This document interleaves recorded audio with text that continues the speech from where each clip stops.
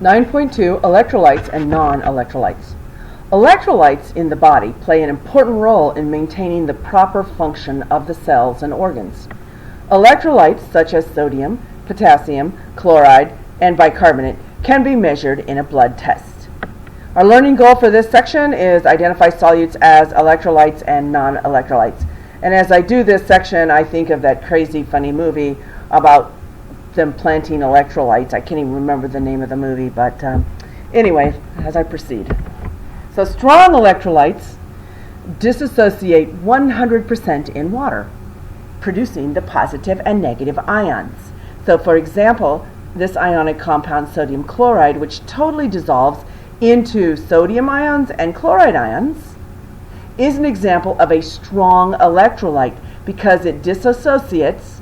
That's means separates is a kind of what that means into this ion, sodium ion, and our chloride ion. And because they do these, then it has the liquid that has these charges running around. And so then once the liquid has charges, then those charges can actually conduct electricity strong enough to light a bulb. Now, a weak electrolyte dissociates only a teeny tiny little bit. It forms a solution with a few ions, but mostly the ions are not dissociated. Okay, now, even though we have this arrow that represents an equilibrium, it doesn't mean equal amounts. It doesn't mean this HF is in equal amounts of this hydrogen ion and fluoride ion. It just means that, yes, some of it dissociates, but some of it then recombines. And so there is, an exact amount for each particular kind of compound, but we don't need to know that. That's like a whole nother,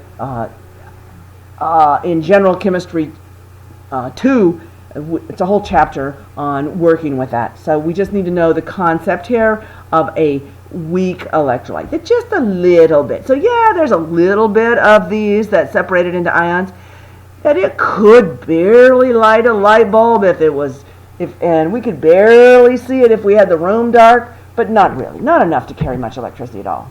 Now, non-electrolytes do not dissolve.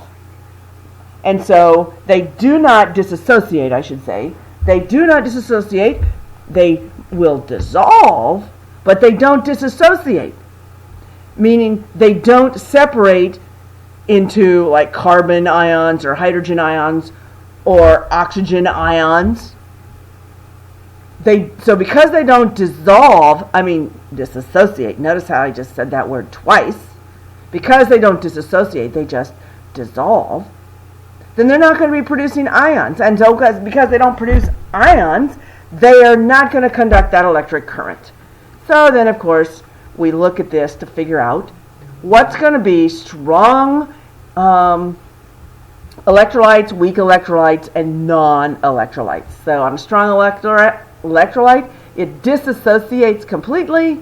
And remember, a weak electrolyte dissociates partially. A non-electrolyte does not dissociate at all. So, for example, the non-electrolyte sugar, our ethanol, our methanol, our urea are non-electrolytes. Our strong electrolytes are going to be some of these ionic compounds here, or strong acids, or strong bases, sodium hydroxide, KOH, strong bases, strong acids there. And you go, wait, I don't know which is a strong acid and what's a strong base. Guess what? That's a lesson for a later chapter that we will be talking about. But right now, those are items that dissociate completely. Whereas weak electrolytes are just going to be like, for example, our water, or HF, our ammonia, our acetic acid, our vinegar. So, complete each reaction for the strong electrolytes in water. So, what that really means is, do you know that this strong electrolyte is going to totally dissociate into the ions? Well, yeah, it's going to dissociate into calcium ions and our chloride ions. Now, how many chloride ions do we have? Oh, we're going to have 2.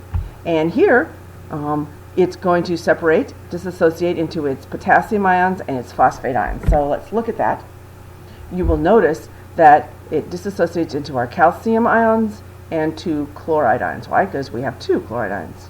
And here we have 3 potassium ions, so that's why we have a 3 in front of this, and we have one of our phosphate ions. Now, which of the following reactions represent the dissociation of a strong electrolyte in water? Well, let's look and see which one of them is going to separate into 2 different charged items. Oh, well, not this one. It didn't separate into 2 charged items, nor this one. Oh, it's C. C separated into our sodium and our sulfate, as shown here. Now, let's go to equivalence. An equivalent is the amount of an electrolyte or an ion that provides 1 mole of electrical charge, plus or minus. Now, in a solution, the charge of the positive ions is always balanced by the charge of the negative ions. The concentration of electrolytes in IV fluids are expressed in milliequivalents per liter. So the reason why we're doing this little section here is talking about your IV equivalents, and some of you may be exposed later in your future careers or whatever to hooking up the IVs or figuring out what goes where. So here, let's learn a little bit about our equivalents or milliequivalents. So milli obviously means 1,000. So 1,000 milliequivalents is 1 equivalent, first of all. So let's look at, on table 9.5, what we're talking about. If it's a +1 charge, it's 1 equivalent in 1 mole. If it's a +2 charge, it's 2 equivalents in 1 mole. If it's a +3 charge, it's 3 equivalents in 1 mole, etc., etc. If it's a -1 charge, it is a 1 equivalent. If it's a -2 charge, it's 2 equivalents. If it's a -3 charge, it's 3 equivalents, as you're doing your calculations. So the laboratory tests for a patient indicate a blood calcium level of 8.8 milliequivalents per liter. If the calcium ion is, if the chloride ion is the only other ion present, what is its concentration in milliequivalents? Well, if the concentration of the calcium +2 charge is 8.8 milliequivalents, then you got to have the charges balance out. So overall, then you're going to have 8.8 milliequivalents to balance out the charge.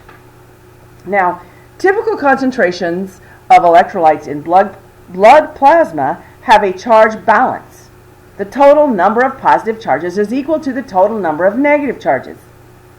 And this varies as a result of the nutritional, electrolyte, and fluid needs of the patient. Now, we look at this table 9.7 talking about the solubilities. So let's look and see. In 1 mole of Fe3+, there are 3 equivalents. In 2.5 moles of SO2 there are, well, let's see. If there's 2 equivalents per mole, then 2 times 2.5 is going to be 5. Let's look on the next page so that hopefully you can see that as we look at that. So we mentioned number 1. Number 2, we have that. Now then, number 3. An IV bottle contains NaCl. If the sodium ion concentration is 34 milliequivalents to the liter, then the chloride ion is, well, it's the same, 34 milliequivalents per liter.